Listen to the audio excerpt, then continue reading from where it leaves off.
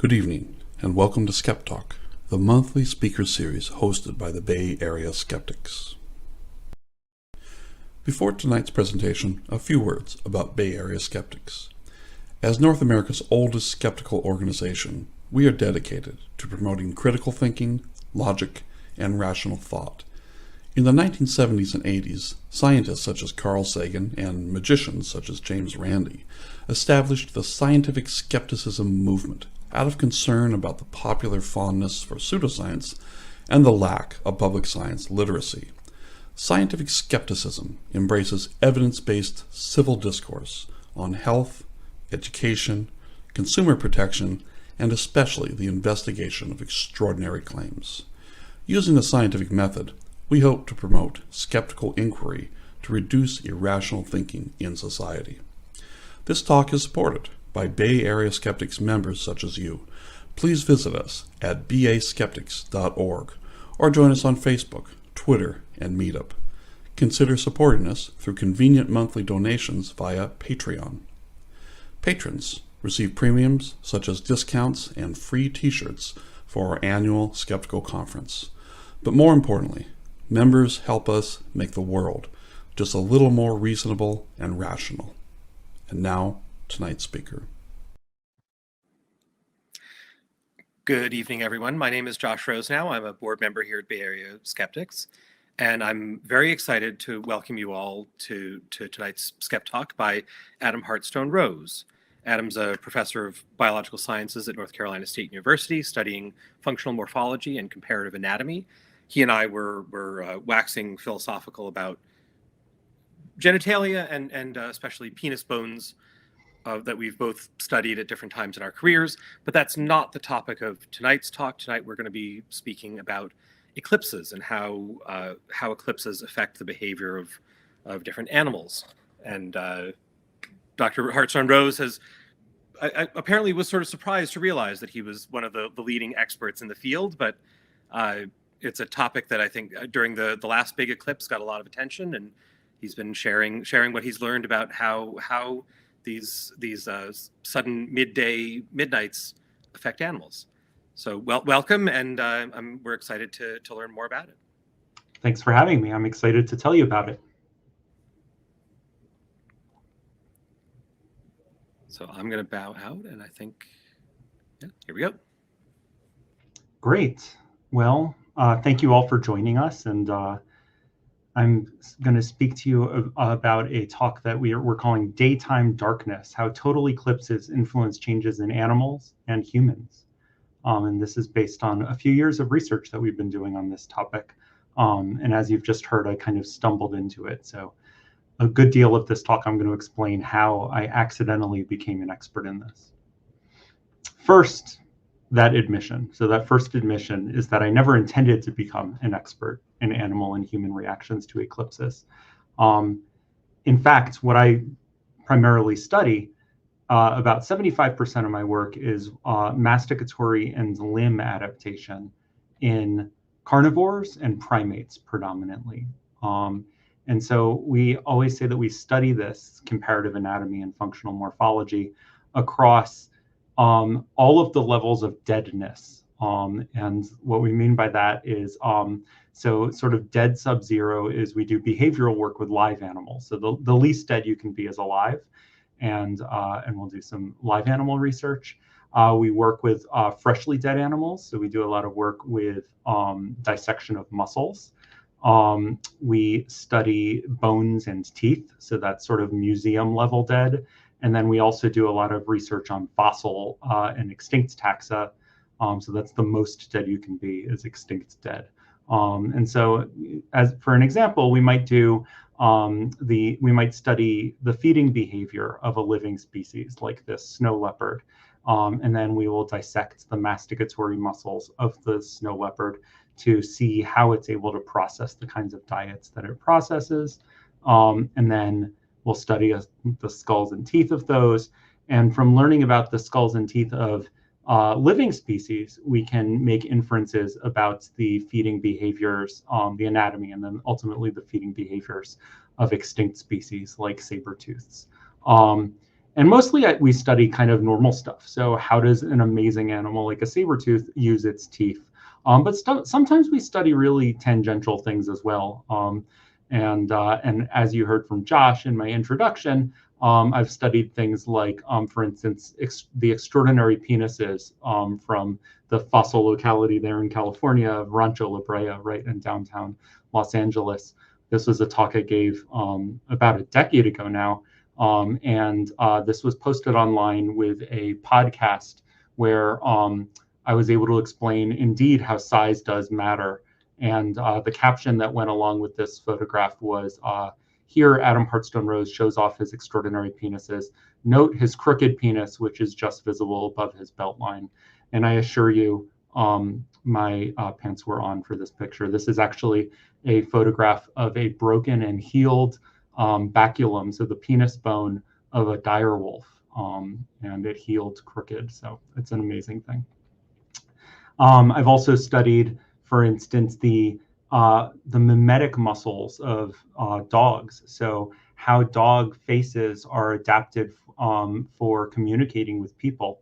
And it turns out that dogs have a muscle of facial expression that doesn't really exist in wolves. And this is one of our papers that went really viral around the world because various news organizations, including the New York Times, were able to post photographs like this. So this is what the New York Times posted. Everybody wanted to post a photograph of an adorable puppy like this, and especially making this specific eye movement. This is a muscle that exists in dogs that doesn't really exist in wolves at all. And so we believe that it relates to communication between dogs and people. What none of the news articles covered, though, was that in order to study this, we had to peel the faces off of dozens of dogs that looked pretty much as cute as this one. So that didn't get much coverage. Another one of our studies where we studied a significantly scarier looking animal. This is an animal called an aye-aye, the weirdest of all of the primates. It's a giant nocturnal Malagasy lemur. And we published a paper that also got a lot of great coverage, where basically we found that aye-ayes have 6 fingers on each hand. And we studied this anatomy through various methods, including through, this is an MRI where we did digital dissection of each of the pieces. And we went into some detail looking at the skeletal anatomy and all of the muscles and tendons and things that relate to this amazing piece of anatomy. And here is that 6th finger sort of at the base of the thumb. And what's really neat is it even has its own fingerprint. And so this is the kind of work that I do studying comparative anatomy and functional morphology. The other quarter of my work is where I work with students, and we work on trying to broaden participation in science and STEM through, for instance, incorporating them into our anatomical research. So this is a photograph of some of the students. I had a grant to take students to Europe for the last 3 summers to do comparative anatomy research with us. And so I never really intended to become an expert in animal and human reactions to eclipses. Actually, until a few months ago, I didn't even realize that I was regarded as an expert in this subject. But it turns out that many people were indeed interested in what I had to say. So here is a clip that I wanted to share. It is a once-in-a-generation research opportunity and apparently a lot like Barry White music. In 2017, the last time we had a total eclipse, one researcher wrote, quote, "Another interesting behavior was with the slow-moving Galapagos tortoises. During the last eclipse, they began moving much faster and some started mating." Joining me now is that researcher, Professor Adam Hartstone Rose, Professor of Biological Sciences at North Carolina State University. Professor, I know the question everyone wants an answer to is, what made the tortoises so randy? Well, there we go. So many, during the eclipse and in the lead up to the eclipse, many people latched on to the research that we had done, that we stumbled upon. And it was quite a remarkable endeavor. And I really, honestly, I think this basically sums it up. I kind of waded into some muck and it's kind of taken over my life. So how did I get here? And if you'll join me on jumping down this rabbit hole, I bet you all thought that was an eclipse that I had shown, but in fact, that's a rabbit hole. And let's see if we can figure out. So in 2017, I was a professor at the University of South Carolina, which is in Columbia, South Carolina. And it happens to be that the last great American eclipse passed through the United States in 2017. And unlike the eclipse that just passed through the United States in April of this year, of 2024, the 2017 eclipse didn't really pass through very populated areas. If we zoom in, you can see that the path of totality, for instance, missed Portland, so it was a little bit south. The path of totality is just that sort of red band just south of Portland. It missed most of the big cities in the Midwest, so it was south of Omaha. It barely touched Kansas City. It missed St. Louis. And in fact, it missed most of the big cities throughout the United States, except that it hit exactly smack right through Columbia, South Carolina. And so at the time, I was studying my comparative anatomy and functional morphology research at the university. And I also had an affiliation with the Riverbank Zoo and Garden, which also is in Columbia, South Carolina. And I was a research adjunct, and I worked with the scientists there. Mostly we did our behavioral research. We also got anatomical specimens from them for our research, and I helped them with their various scientific endeavors. And it turns out that in the lead up to the eclipse, which occurred in August of that year, August of 2017, in the months preceding that, we started getting phone calls from visitors who were planning their trips to Columbia because it was quite the destination for the eclipse. And they kept asking us two questions. One is, are we going to do something at the zoo in honor of the eclipse? Are we going to have events there? And then the other question that they asked us quite a bit of was, what do animals do during eclipses? And being sort of the resident scientist, these inquiries were forwarded to me, and disturbingly, I had no answer for them. I had never heard of anybody having done a study, and so like any good scholar that I strive to be, I went to the literature, and I actually found one fantastic study. There was one study that looked at many animals, really the only study that looked at many animals. And it was a study about an eclipse that passed through New England in 1932. And the study was published in 1935. And this was literally the last overarching study of animal behaviors during eclipses. And it was quite a remarkable study, actually. The collaborators that worked on this, so here we can see that it really cut sort of straight through Maine, especially, and then it touched into Massachusetts as well. What they did was they did a participatory science study, so a citizen science study that took place almost 100 years ago. And rather than doing this over the internet, which is how these types of studies are done these days, what these scientists did is they posted advertisements in newspapers, all of the newspapers around the area, and they asked for people to send in their observations of animals during this brief bout of totality. And they got back hundreds. I believe that they got back 500 letters from people reporting on birds and on cows and on dogs and on all sorts of animals.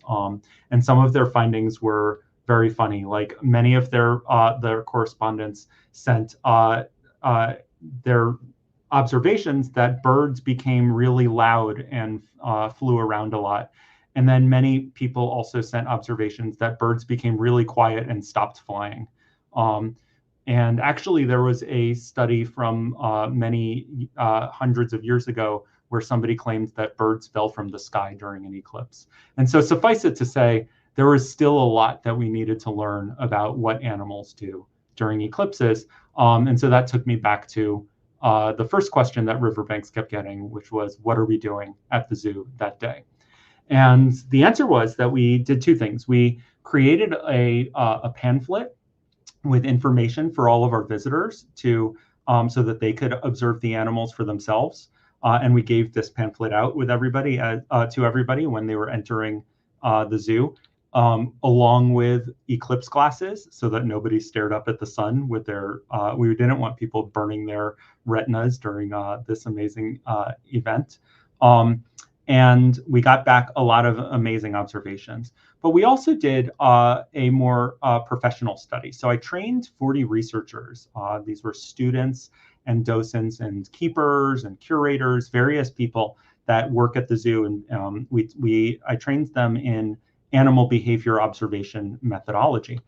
And on that day, we watched 17 species at 12 different exhibits. In fact, we watched the animals in the couple of days preceding the eclipse. So the eclipse in 2017 was on August 21st, which was a Monday, a very busy day at the zoo. There were thousands and thousands of visitors, but also the 2 days prior to that, the Saturday and Sunday, were very busy days at the zoo as well, with very similar weather conditions, et cetera. And so all of our 40 researchers observed the animals during the same hours that totality would pass in the afternoon on that Monday. And we got familiar with the animals. We recorded sort of baseline normal animal behaviors during that time, and then we observed them in the hours leading up to the eclipse on the actual day of the eclipse. We watched them during the eclipse, and then we watched them after the eclipse, and recorded what we were going to see. And honestly, so this is admission number 2, I did not think we would see anything interesting. In my rationale, animals are constantly outside when there are changing weather patterns. So, for instance, clouds are moving through or storms are moving through, and animals don't have notable reactions when a big cloud passes over. And so I didn't think that the animals would do anything interesting. What's worse, maybe this is admission number 3, terrible admission number 3, but I didn't think I would find the eclipse interesting at all myself.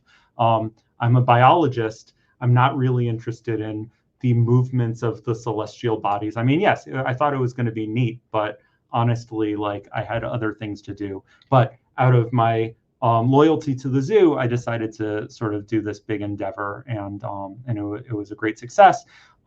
What's amazing, so I didn't think the animals would do anything interesting. I didn't think I would find the event interesting.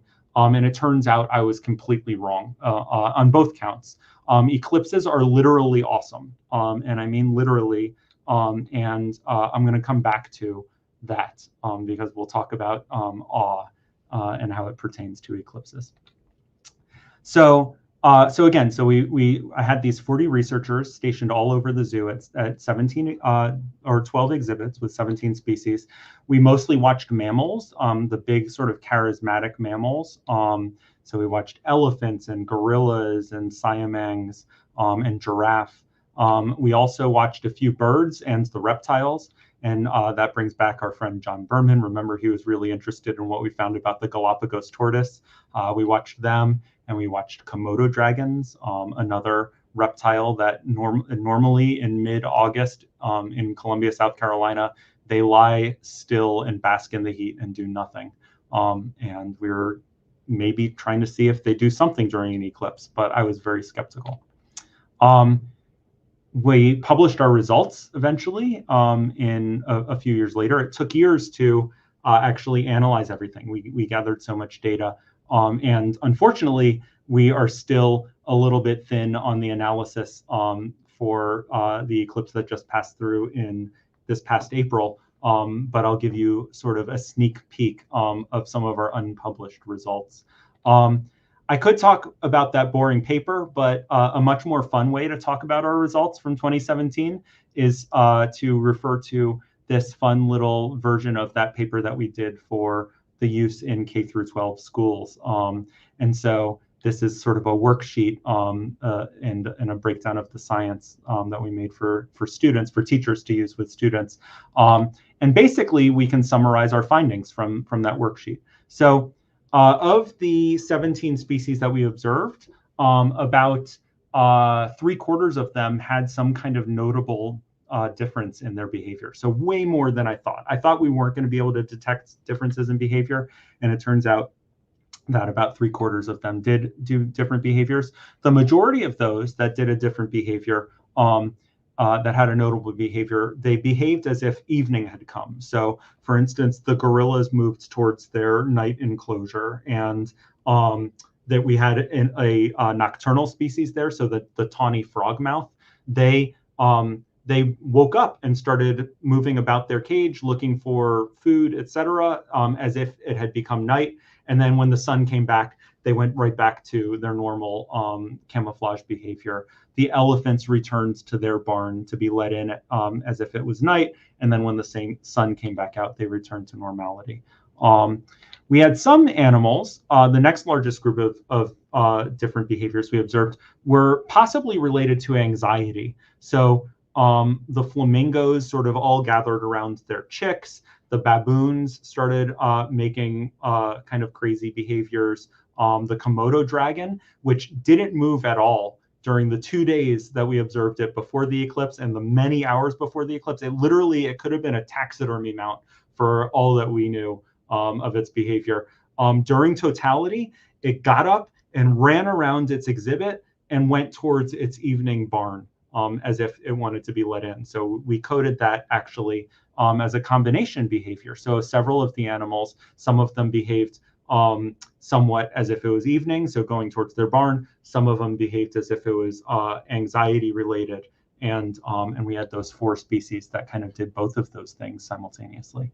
The last category, which sometimes you get with high quality scientists like myself, is just other, or we technically called it novel behaviors. But really, these were behaviors that we couldn't identify very securely as either sort of anxiety related or evening related behaviors. The Siamangs, they're these sort of small, or they're actually large gibbons or small apes. They started making these alarm calls, which is related to anxiety, but the calls were very different than anything we had ever heard from them before or since. And actually, we recorded their calls and we compared them to over a dozen calls at different times outside of totality. And we analyzed them using software that you can use to compare like bird calls, for instance. And they were completely unique. So that was amazing. And kind of the most shocking thing that we saw was what happened with the Galapagos tortoises. So these are these giant tortoises. They basically have the personality of like a boulder. So they generally don't move very much. They kind of move around a little bit. It's like a cross between a rock and a Roomba is basically what a Galapagos tortoise is.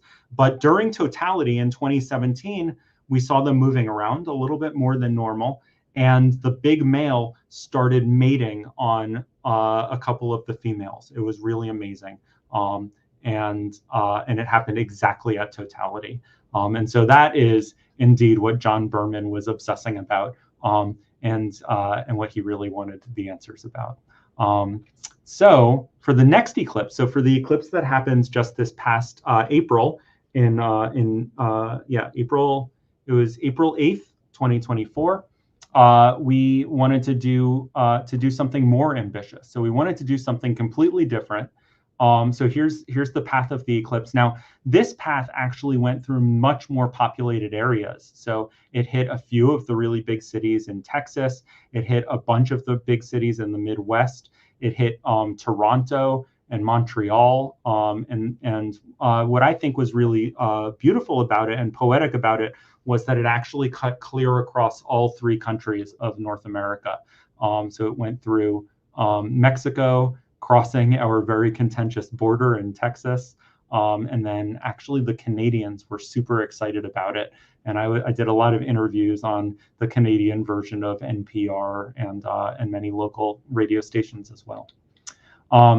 And so what we did completely differently was I trained 40 researchers, which were students, docents, and keepers, and we watched the animals again. Okay, so I mean, literally, we replicated our original study. This time we did this at the Fort Worth Zoo. And so that's that point right there, sort of in the middle-ish of Texas, just below Oklahoma. And we chose that zoo because it had a lot of animals that we were really interested in. So animals that we had observed interesting things at the Riverbank Zoo, and then also other species that were closely related to those that we thought might also do interesting things. But seriously, we wanted to do something much bigger, and that's what we did. So there was the repeated study that we did at the zoo, but we also did a huge participatory science project. So this is a project that we called the Solar Eclipse Safari. And our students made a wonderful website. So these were some of our students that worked on this. We had a great group of undergraduates and graduate students. And I did this with two really impressive collaborators. So Dr. Karen Cooper is an expert in participatory science. And she helped us figure out how to expand this to be able to be accessible to people across the entire pathway of the eclipse, both within the path of totality, but also outside of the path of totality. And then I also worked very closely with Dr. Kelly Lynn Mulvey, who is an expert in social and psychological measures. And I'll come back to this in a bit, but we measured how people reacted to the experience of both the eclipse and participating in this science during the eclipse. Our students did all of these wonderful videos to teach the citizenry, the populace about our project. And we created this website where people could learn about how to get involved, what it took to participate. And then there were ultimately a couple different ways that they could collect data. Most people collected data on their phones or on a tablet. Most people collected data on their phones during the eclipse. Actually, I think that QR code is probably still live if you want to look at our survey specifically. But we also gave out paper versions of the survey as well. A lot of people wanted to go to places where they wouldn't have to interact with technology and be out in the wilderness or out on a farm, for instance, as well. And so the paper version that they could print and then submit, and both versions, the digital version and the paper version, asked people to make simple observations of a specific animal. So they were to identify a specific animal and then let us know if at a given time the animal was moving fast or moving slowly. Was it laying down or eating? Was it pacing or standing still? We asked them to document different types of social behaviors, and we had videos that explained how to note these different types of behaviors and how to identify them. And we asked them to record all of these behaviors at different time intervals. So starting an hour before the eclipse, at sort of totality minus 60 minutes for every 5 minutes for the first 50 minutes. And then it switched to every 2 minutes, and then every minute during the time around totality. And then it faded in the same sequence. So people continued watching the animals until they returned to normal behavior. And we got hundreds of responses. It was really wonderful. We got responses from people from all 3 countries. We got unfortunately a few responses from Mexico, but we got literally hundreds of responses across the entire path of totality through the United States, and almost as many responses from our Canadian friends up north. They were so enthusiastic about collecting data during the eclipse. And we got great data on so many animals. We asked people to observe animals at zoos throughout wherever they were. So other observations of wild animals. But we also asked people to go to farms. No one knew what specific animals do. So there was a little bit of data from that 1932 study. But do the cows come home during an eclipse? That was still a question that we wanted to ask. What do roosters do during an eclipse? That was really obvious. Like, a rooster should have some kind of reaction, but no one had ever documented it. And so we got people to watch farm animals. We got people to watch their pets. I got so many questions about what dogs do during an eclipse. Actually, the number one question I got during all of my interviews is whether people should be worried about their dogs looking at the sun, whether their dogs needed to wear solar eclipse glasses. And the answer is that dogs are not dumb enough to look at the sun. They're like, animals know not to look at the sun. So I always told people that If you want to put glasses on your dog as a fashion statement, I'm all for it, but it's not necessary as a safety precaution. But we got many people watching dogs. I think well over 100 people observed dogs just in their neighborhoods or in their backyards. We got observations from children as well, right, who were recording all of these data. And then we got observations from people out in the wilderness watching animals. What do wild birds do? What do bats do, etc. And we are still at the very beginning of our analyses of this mountain of data. We're going to have many papers. We're going to put out a paper specifically on dog behavior. Maybe we'll combine it with the cat behavior, because cats are really funny. Our data on cats is really interesting. We've got such rich data on primates, so that's probably going to be a separate paper. We might have a separate paper on farm animals, but we're processing all of this and we're trying to get through it.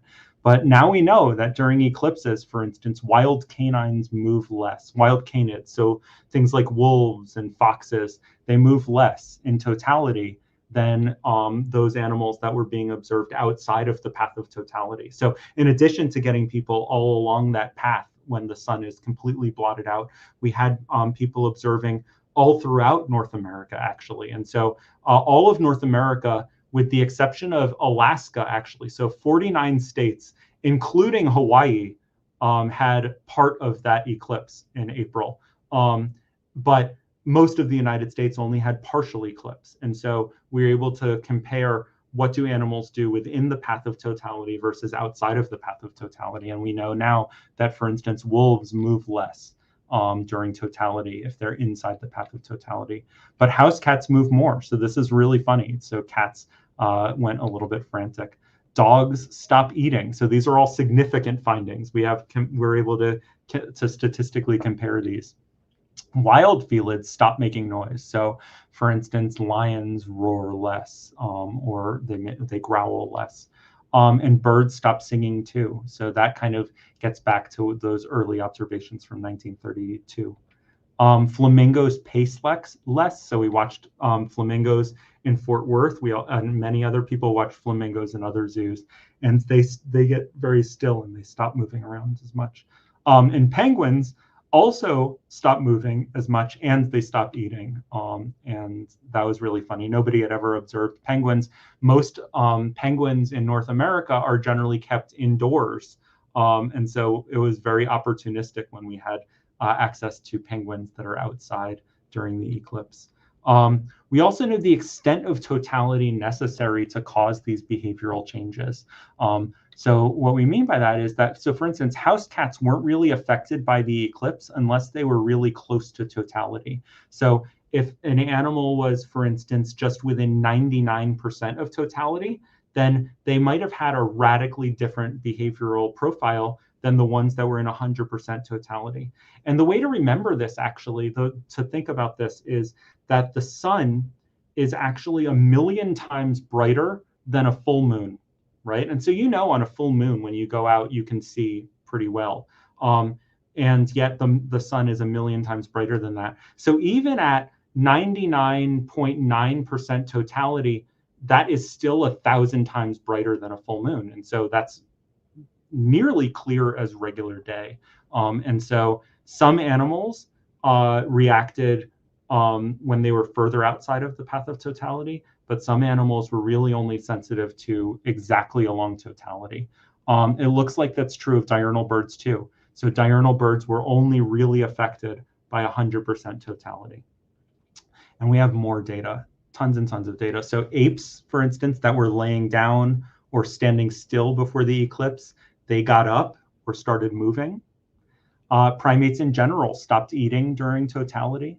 Camelids became anxious. So like camels and llamas and alpacas became anxious during the eclipse, as did a few of the other animals that we watched. And again, getting back to wild canids. So during totality, this is just looking at the animals that were on the path of totality, 100% totality. During totality, wild canids, so wolves and foxes and things, they stopped moving quickly, or they stopped moving in general. And they stopped doing, or they stopped doing so many positive social behaviors. So that's kind of sad.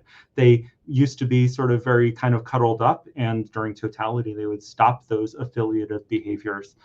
They would make less noise than they did before totality as well. And this is also very similar to what we saw with dogs. So dogs also do fewer positive behaviors during totality, and they stand still more and make less noise. That was pretty fascinating. Wild felids also do similar things. So things like lions and tigers and lynxes and bobcats, things like that. What's fascinating, though, is house cats, of course, are different, because cats always have to be different. A domestic cat is a crazy animal, and during an eclipse, they become crazier. So they get zoomy. So we have a lot of data that cats start moving more quickly around when they're outside during an eclipse.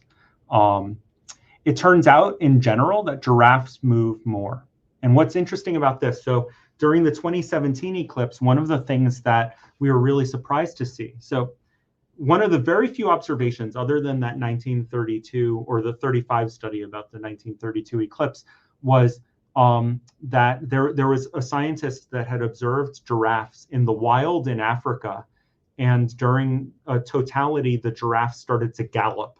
And I thought that was nonsense. I've never seen giraffes really get that upset about anything, and giraffes are kind of delicate, so they don't like to gallop when they don't have to. They don't like to move too quickly. And yet, during 2017, that's exactly what we saw at the Riverbank Zoo. The giraffes started to gallop. And it turns out that in our solar eclipse safari data, many people observed giraffes galloping again. In fact, at the Dallas Zoo, which was very close to where we were at the Fort Worth Zoo, the giraffes were galloping there. There was a stampede. The giraffes were triggered by zebras galloping, and the ostriches were galloping too. And it was basically just mayhem. But what's interesting is that this isn't always the case. So the giraffes at the Fort Worth Zoo that we were watching, they didn't have this strong reaction. And we think that we understand why, and we think that the reason is really cool. And I promise I'm going to tell you, but not right now. We'll come back to that. The other thing that we did was that we got responses from people about how participating in our study made them feel. And this is really the work that was, we brought in the expert Kelly Lynn Mulvey, who studies social behavior. And we studied specifically the changes in people's science identity. So we asked them questions about whether they consider science to be a space for people like them. So do they identify as potential scientists? And what is their comfort with science? And do they consider themselves interested in science? And then the other realm of questions that we asked were related to awe. So how did people feel in terms of the emotional impact of this celestial event? And what's really interesting about studying awe during the eclipse is that many people, probably not people associated with the Bay Area skeptics, but many people consider awe to be almost exclusively somehow linked to spirituality. And here we were studying awe as it relates to natural phenomena.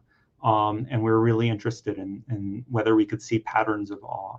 And it turns out that the closer people are to totality, the more they feel awe, the more awe they feel, which is great. We were able to document that totality specifically of a solar eclipse makes people feel emotionally connected. Also, participating in the project led to growth in science affinity. So people who were participating felt more science relatedness through their participation. But what's interesting is that growth is driven by awe.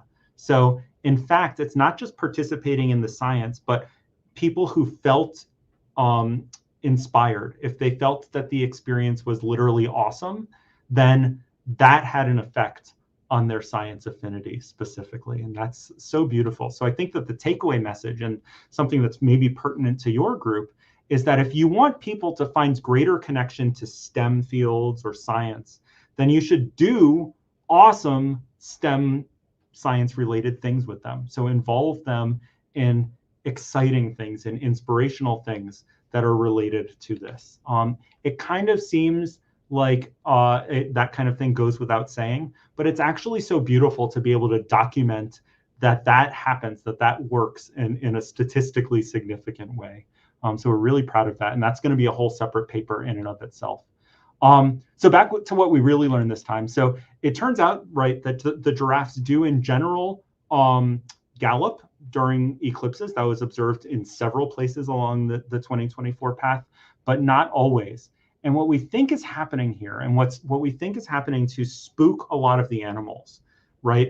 We don't think that it's actually the eclipse itself that's triggering these animal behaviors, but rather what we think is happening is that we are the problem. So I have a 15-year-old daughter, so that's why I felt compelled to put in a Taylor Swift reference here. But we think that it's us, that what happens when animals get anxious is that is triggered not necessarily by the celestial event, but by the fact that people are really excited about the celestial event. We especially think that this is what's going on with dogs. So our dogs are so in tune to us, right? I started out by talking about how I study how literally the faces of dogs are adapted to communicate with us. And dogs are so good at reading our body language that if it's inevitable that if we get excited, our dogs get excited, and they have no idea what we're excited about, but they're happy to be excited with us, right? Everybody who owns a dog has experienced this phenomenon before. And it turns out what we don't really think about is that animals at zoos probably are really aware of us as well and are aware of our emotionality. And it turns out that in retrospect, after having this experience in Fort Worth and the experiences of some of my other colleagues in other places, it turns out that we think that in places where people are calm, the animals are calm. So a really great example of this, I had some French-Canadian colleagues at a zoo up near Montreal, outside of Montreal, but they were at a zoo, and that zoo happens to be closed on Mondays. And just so happens that the eclipse in April 8th, was also a Monday, just like August 21st of 2017 was. And so the zoo was closed. And that means that there were no visitors interacting with the animals that day. And so only the scientists were there observing, and they very explicitly remained calm and did not have an overzealous reaction. And they basically saw almost no changes in animal behavior at the zoo that day. Where we were in Fort Worth was also very calm. The zoo was not overpopulated. It was basically like a regular Monday at the zoo over the summer. And I'm sorry, over the spring. And so it was rather low. It was fewer visitors than over the Saturday and Sunday that preceded it. And the animals in general remained relatively calm. The giraffes that we were watching did not start to gallop. And yet Dallas, so Dallas is literally the sister city of Fort Worth. When you fly to Dallas, you fly into Dallas Fort Worth Airport, right? DFW. And so they're very close. And yet the Dallas Zoo was bonkers that day. So they had thousands of visitors at the zoo that day, and people were hooping and cheering just like they did at Riverbanks in 2017. And their animals had that strong reaction, just like the animals did in 2017 at Riverbanks. And so we really think that some animals are just actually remarkably in tune to people, or get upset about, cheering. Maybe they can't identify when people are excited versus when something scary is happening. And some of the species are particularly susceptible to that. So you don't think of giraffes as really paying attention to us. It's hard to imagine what a giraffe is thinking all the way up there. And yet it seems like the giraffes, wherever they were along the path of totality, if the people were getting rambunctious, the giraffes were also getting rambunctious as well. And so that's quite amazing. So the question is, where do we go from here? I started out by telling you that I thought eclipses were going to be super boring before I actually experienced one. And now I'm like addicted to it. I'm a certified eclipse chaser at this point. I've been in the path of totality now only twice, but I'm going to try to get myself to totality every other time possible. The answer is that we can go almost anywhere to experience eclipses. Literally, there are eclipses happening all over the earth if we are patient enough. So here is a map of the eclipses in the 21st century. Now, the sad truth is that in any given location, an eclipse will pass over your head only once every 375 years on average. In fact, in Dallas-Fort Worth, that area hadn't experienced an eclipse for 700 years prior to the one that passed through in April. And so they're rare events in any given spot on Earth. But what's amazing is that because of the relationship of the sun and the moon, there is an eclipse, a solar eclipse, a total solar eclipse that happens somewhere on Earth once every approximately 18 months. And so if you're willing to work for it, you can hopefully be able to get yourself to one.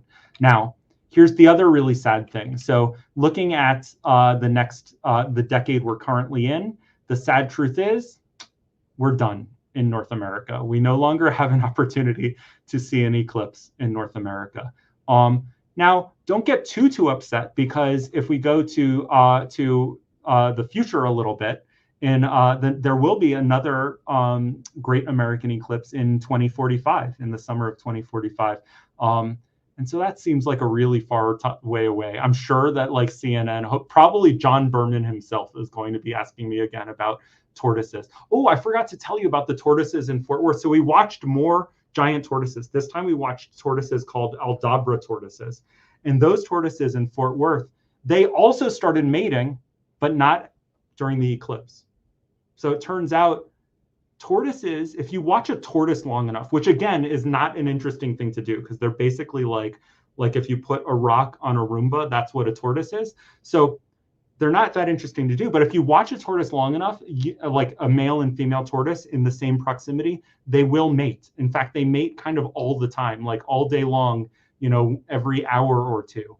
And the tortoises that we watched in Fort Worth, they mated before the eclipse started. They mated after the eclipse started. But during the eclipse, they didn't mate at all. And in fact, they went and tried to get into their indoor enclosure during totality. But anyway, in 2045, if John Berman is still on CNN, I imagine he's going to ask us about tortoises again, hoping that we can see tortoise sex again. And so hopefully we can hold out. It's still, a couple decades away. I mean, one thing that's exciting, if you have a baby like right now, then you can have a beer with your baby in 2045 during the eclipse. So maybe that's something to look forward to.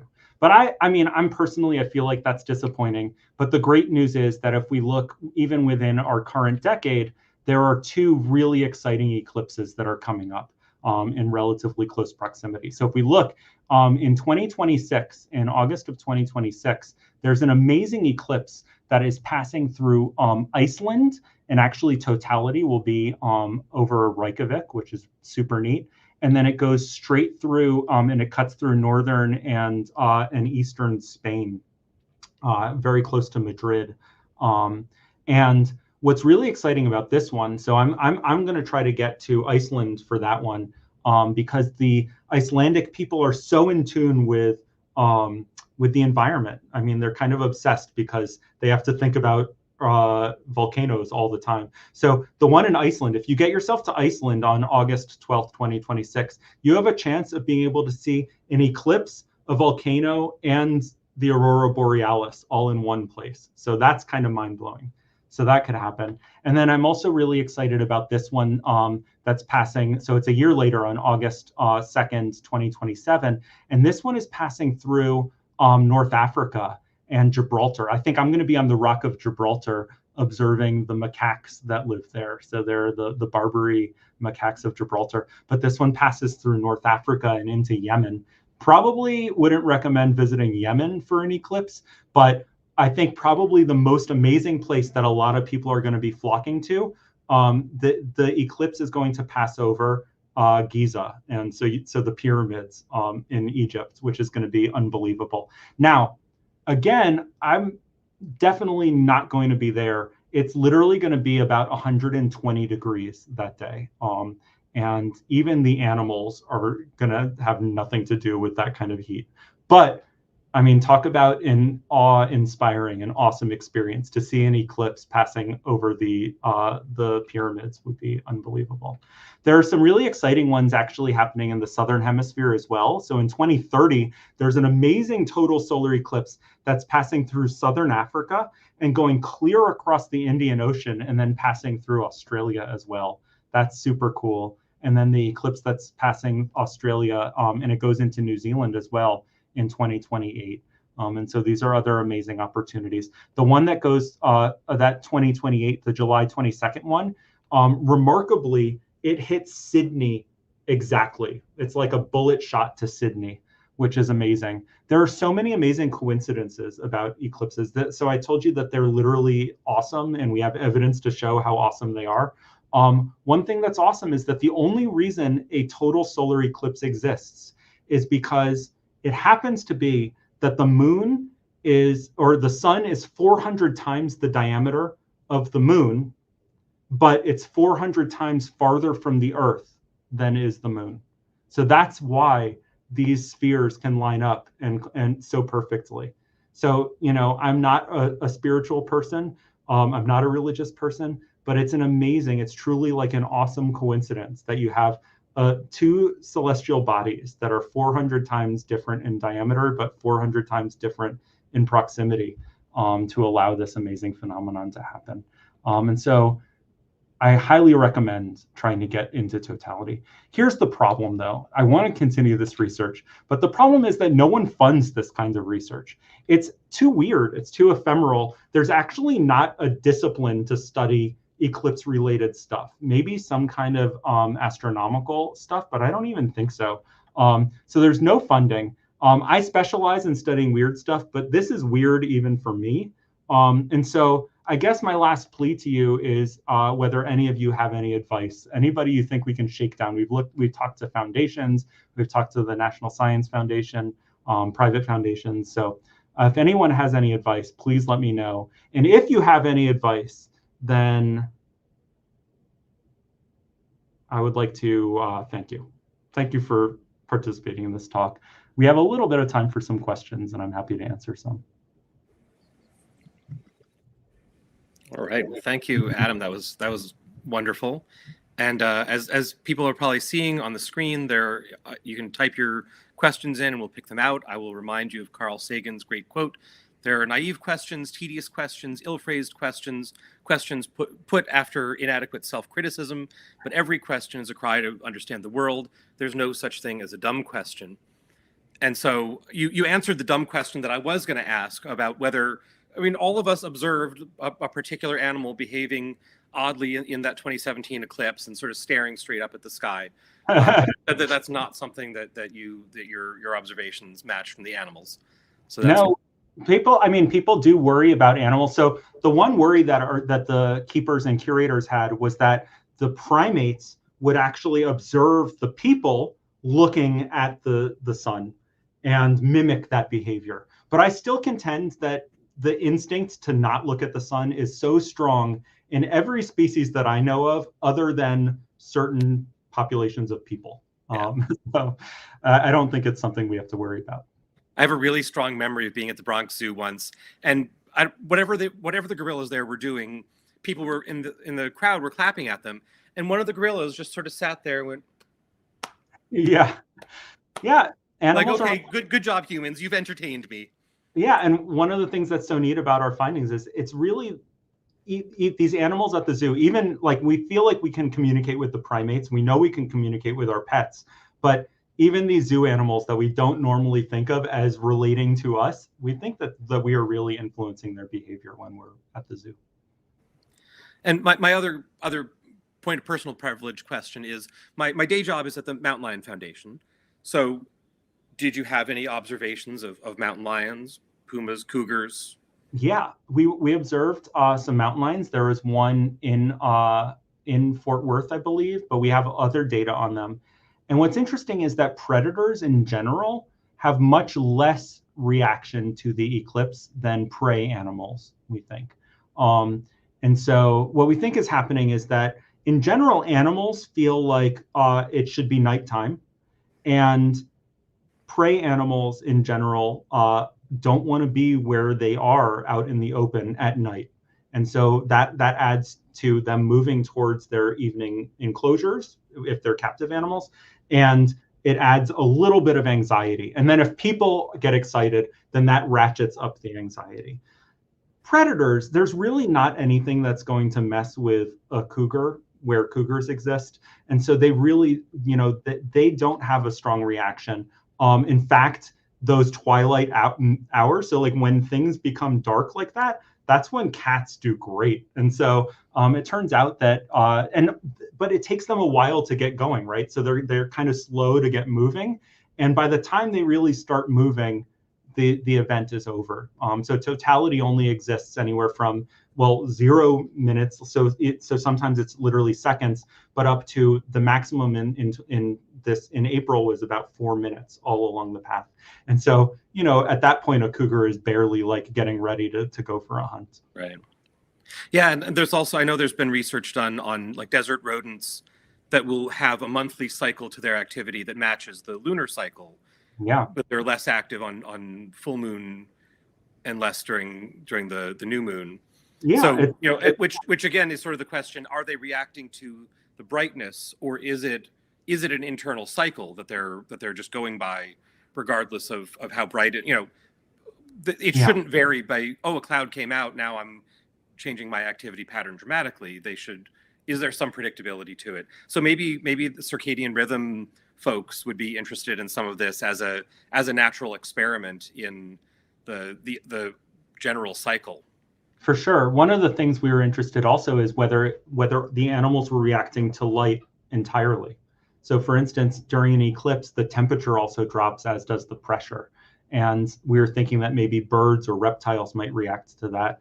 And we actually had an amazing natural experiment where one of the Aldabra tortoises, the giant tortoises we watched in Fort Worth, was blind. So he's mostly blind. And during the eclipse, the other 4 animals in the enclosure went towards their barn. And actually they wanted to get in the barn so badly, they bent the door frame for their barn door. Like they were pushing on it so hard. But that one male, he didn't really move at all. So it turns out that they really are that was one of the only ways we could think to confirm that they're reacting to the light and not to the temperature. I don't think maybe the circadian rhythm sort of juxtaposition, maybe that's part of what makes them feel a little bit weird and a little bit anxious. But really, like in places where people were not rambunctious, the animals didn't seem to have that anxiety. Yeah. Is it possible to compare? We were in the chat behind the scenes, we were talking about whether there's some way to do a control of maybe at an event where the zoo is packed for some other reason, and sort of compare the activity patterns. There's a lot of people with helpful suggestions in the chat, which is great for you. I'll have to look at the whole chat afterwards. I haven't been keeping on top of it, so. No. Yeah. But yeah, there's a lot of people trying to work through some of the variables here and figure it out. People wanting to know, are you going to have publications done before the next eclipse? Are you planning to replicate this? 2045, we'll definitely have the publications done. But no, we're hoping to put them out in time for these upcoming eclipses. So I see this question from Peter M. Why do we think the Fort Worth Zoo is much less crowded than the Dallas Zoo? Shorter eclipse duration, less popular zoo in general. I think it's similar popularity. It's a very well-regarded zoo to Dallas.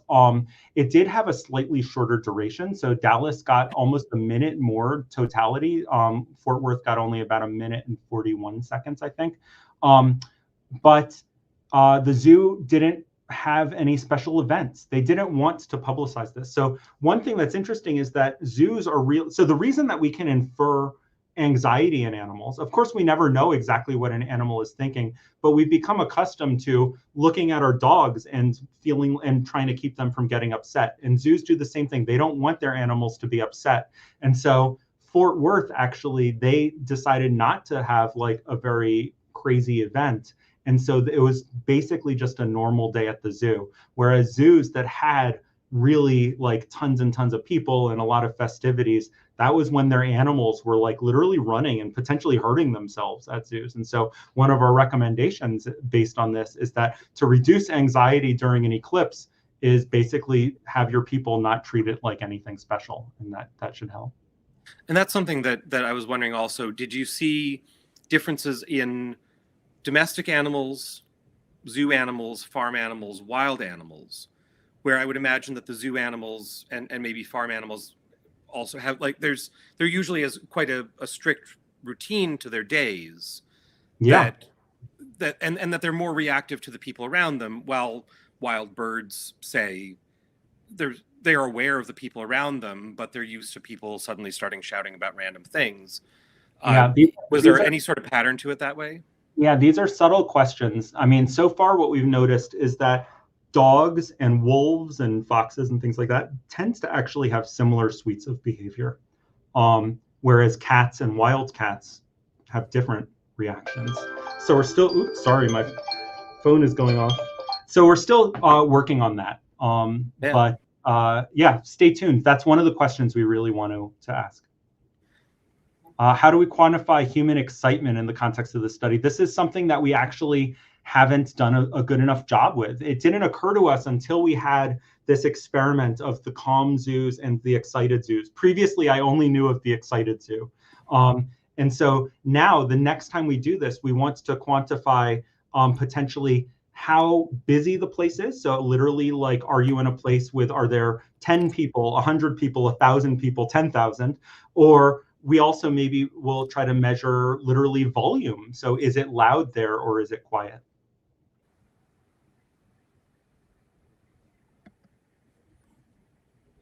Did the amount of cloud cover during the eclipse seem to make a difference? This is so great. So their human keepers are far more excited by clear views of an eclipse. So this is such a great question. We literally did record cloud cover, or we had all of the people record cloud cover, but I haven't built that into our model yet. And so this is something that you're just gonna have to wait to see the paper. Potentially the results could get stronger because some of the animals that were in totality that didn't have sort of the same pattern, maybe that was because they were under cloud cover, or it could muddy the results further. That's the nature of science. So you have to stay tuned.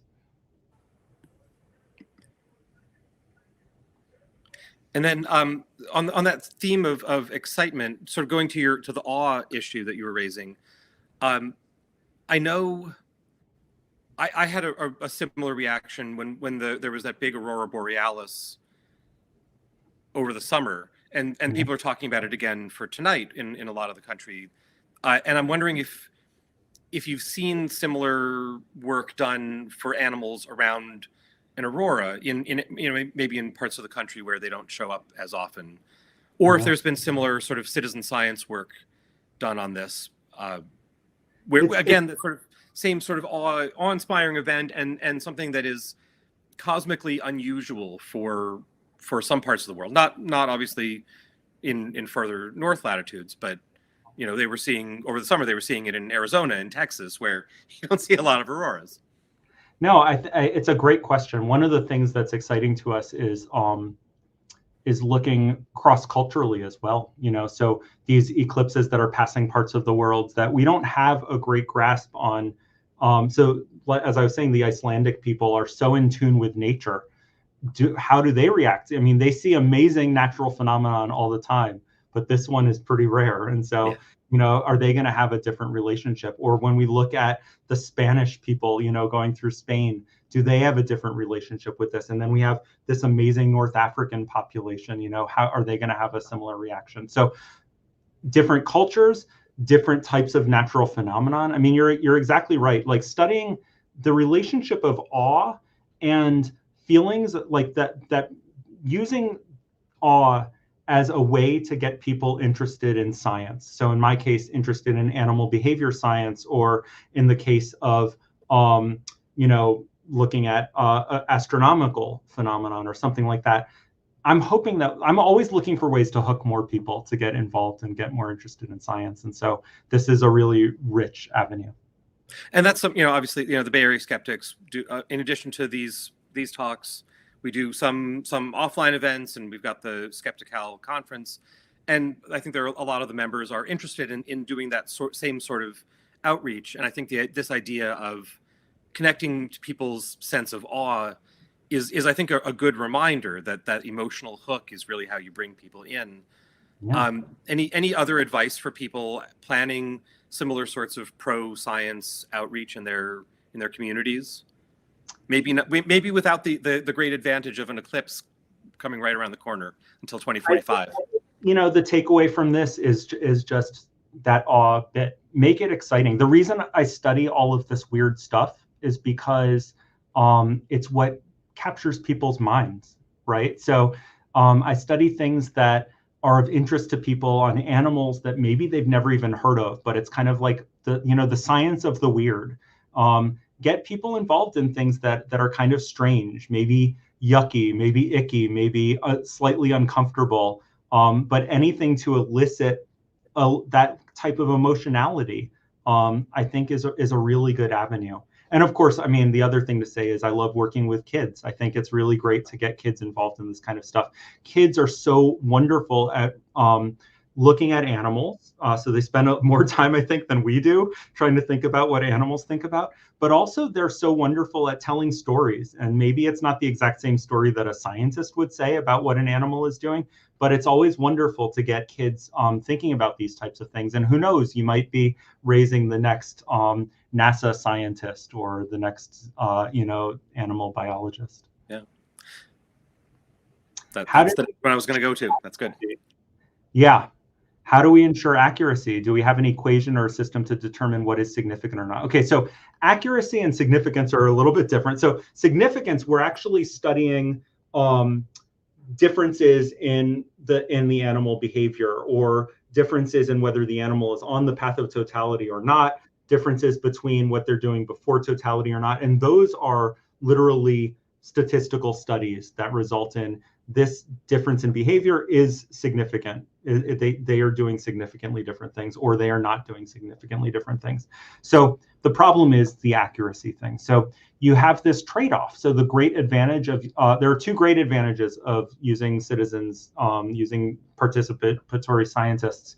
One is that you have a mountain of data. So we have hundreds of data points that we couldn't possibly get, especially from across the 3 countries and the entire path of totality. So having more data, even if the data are slightly less reliable, you're able to have more of the total signal. And yes, there's more noise, but at least the signal might be loud enough in there. So that's one of the great advantages. The other great advantage is getting more people to think about this and to be excited about it. And so there is sort of that trade-off of, do we worry more about the accuracy? Certainly in my mind, it's not as big of a worry as the excitement of getting more people involved in this kind of thing.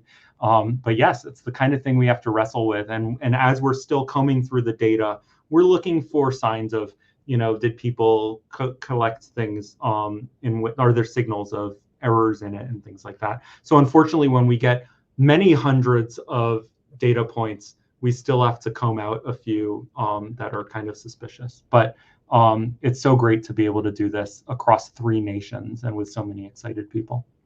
Were there any interesting observations about the farm animals? Unfortunately, I haven't found anything really cool with the roosters. I thought roosters were going to be great, but we only got a few observations of roosters. So I need to work harder on that. I haven't really plowed into the farm animal behavior very much. We got a lot of observations of chickens. I need to work on that. I really want to know if the cows come home, but I didn't comb through the data to verify that. So you'll have to stay tuned. Giraffes might, though. Giraffes come home and they go in circles, but only if people are crazy. Otherwise, giraffes are super chill animals. Giraffes are lovely.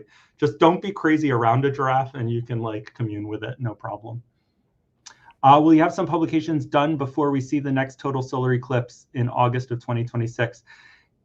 I really, really want to. Yes, I think we will. It took us a little while to sit on the last set, but we're going to start putting out some low-hanging fruit. I think that probably the dog and maybe cat paper will come out soon because people are really excited about that. I'm very, as an anthropologist, so my background is anthropology, I'm really interested in the primate paper, so that might be a pretty early one. And then a bunch of us, I think I might collaborate with various researchers who are studying animals during this last eclipse on a paper that basically talks about this conclusion that in general, captive animals are less anxious if the people around them are calmer. And so this is something that was observed by many of our colleagues around the entire path. And do you have plans to replicate the study during the next one? We want to do stuff in Spain. We want to do stuff in Iceland. We want to do stuff in Gibraltar. I don't want to do stuff in Yemen, but maybe somebody can convince me. But maybe we'll try to find some amazing place. I was in Morocco last summer, so maybe there's something amazing to see there. It'd be really cool to watch the Barbary apes in Morocco and the Barbary apes in Gibraltar and see if they behave the same way. We need money to do it. It's hard to get to these places. And it's weird science, so it's hard to, like, the National Science Foundation is not very keen on this kind of thing. Has anyone done this with the webcams that people have set up on a watering hole or a nest cam, things like that? Yeah, that would be especially a wonderful one to do in that eclipse in 2030 that goes through southern Africa. So I've spent a lot of time in South Africa, and there are wonderful wildlife places where there are cameras at watering holes and stuff. That's a great idea. So, and then you at least control it for human effects. Yeah, for sure. No, that'd be really fantastic. That's a great idea. Well, it looks like we've gotten through all of the questions that people posted. So excellent. Good job. Well, I left good job, audience. Those were excellent questions, I think. Yeah, anybody's welcome to email me. I'm very easy to find. Adam H. Rose at ncsu.edu. Yeah, if you have more questions, or if you just want to chat, if you want me to send you the papers that we've published on this, and I'd be happy to do so. Well, that's great. Thank you so much for sharing this with us, and for being here with us tonight, and where you were during those eclipses. Thanks for inviting me. This was really fun. It was great having you. And anyone who enjoyed this, I hope will join us next month. We're going to have a speaker talking about the misinformation during the election, which the election will, for better or for worse, be over by then. We should know what's happened. So that's going to be November 11th, and that will be Darren Linville joining us on the 11th. You can sign up for that same way, find it the same place, same time. And then in December, we're going to have Massimo Pigliucci joining us. Do I have a title for him? Yes, The Problem with Scientism and the Nature of the Skeptic Community. That's going to be December 12th. So we've got 11/11 and 12/12. Same time, same place, and I hope everyone will be able to join us there. This is still the Bay Area Skeptics, and we appreciate your support and participation with the group. And we appreciate Dr. Hartstone Rose being here with us tonight. I appreciate the invitation.